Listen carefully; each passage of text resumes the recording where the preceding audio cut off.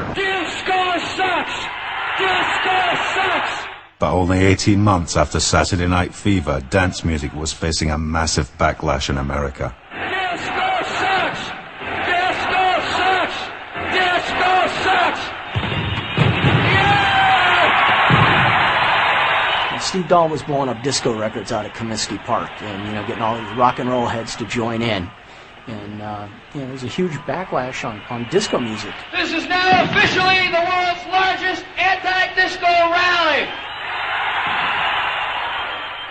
In 1979, DJ Steve Dahl led an anti-disco campaign that struck a chord throughout suburban America.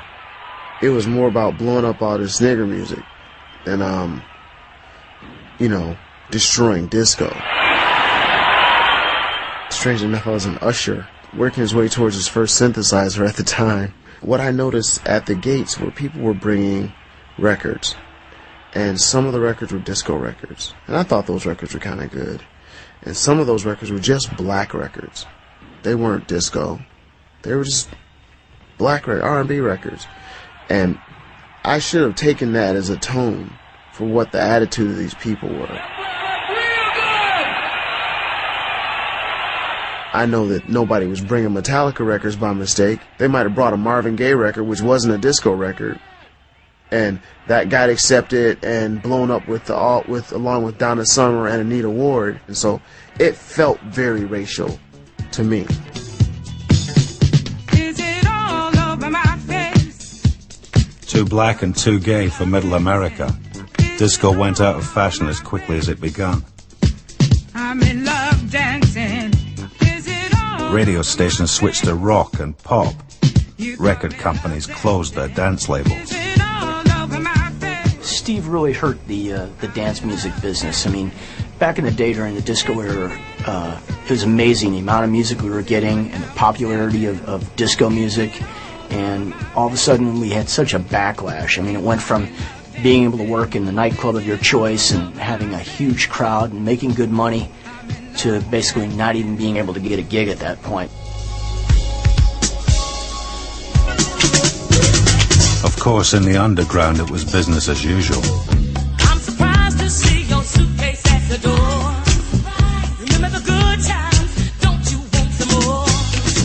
It's not a perfect love, but I'll defend it, 'cause I believe in what God intended. In 1977, club promoter Robert Williams brought a young DJ from New York to play at his new club, The Warehouse.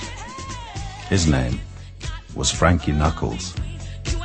Because of Frankie's music style, no one could touch him at that point. I'll be right there.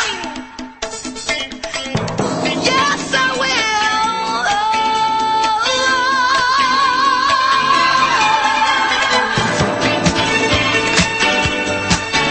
will. Going down to Frankie's club, he had a certain mystique about himself and the music that nobody knew but him and a few others. Knuckles played the classics. He would bang stuff out, but he's more classy. He played a lot of more underground things that were, like loose joints. Is It All Over My Face? And I think Anita Ward Ring My Bell before it ever hit commercial. I mean, he was playing probably 3, 4, 5 months before it even came out. It was the only place in the city that you could go and hear this type of music. Yeah. He had totally cornered the that was the thing. That's how it started off, because there was nowhere else to go. 'Cause baby, there ain't no mountain high enough, ain't no valley low enough, ain't no river wide enough. Knuckles brought the energy of New York's gay scene to Chicago. Getting to you. It wasn't long before straight kids were checking out the club. This music was really something that would grab your soul. I mean, you could feel the groove, and the basses were heavier. The vocals were very soulful and uplifting, and everything. So it was just, and for gay people especially, they're very animated. This was just really, they would take this music to new heights. Like hands in the air and flailing, and they're on the walls, and they're jumping on top of speakers, and they're all from this end to the other, and I'm just like, wow, this is incredible. You had never seen, you knew that there were gay people around, you knew that they partied, but you had never seen like two guys kiss in front of you. The place was like this throbbing hot, mixtures of just body to body. And I mean, yes, I remember it was, all black people and mostly all black men. There were a few women, not very many, but it was just a really cool place, and it made me feel at home. I think at that time it changed a lot of people's perception of stuff. I think that a lot of straight people found like it's okay, you could talk to somebody that's gay. When you look up and guys are kissing, you're like, well, they're not kissing me, so I'm doing my thing. The Warehouse was a sensation in Chicago. But no one could have imagined that it was about to give its name to a whole new style of music.